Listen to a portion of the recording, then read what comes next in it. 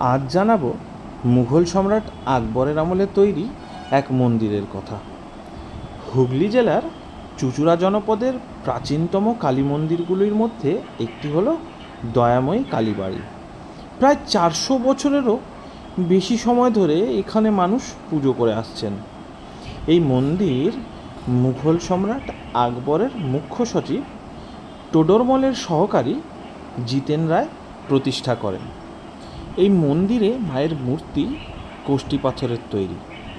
মায়ের মুখশ্রী খুবই সুন্দর এবং মন্দিরটি স্নান্ত ও স্নিগ্ধ, যা মন্দিরের ভেতরে একটি অন্যরকম পরিবেশ তৈরি করে।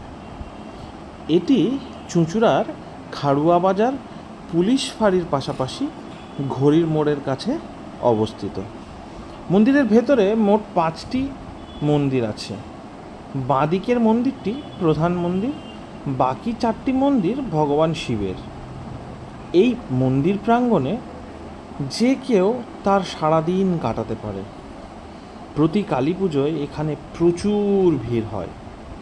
মায়ের মন্দির প্রতিদিন সকাল 5:30 থেকে বেলা 1টা এবং বিকেল 4:30 থেকে রাত্রি 9টা অবধি খোলা থাকে। সকালের আরতি হয় 11:30 এবং সন্ধ্যের আরতি হয় 7:30টায়।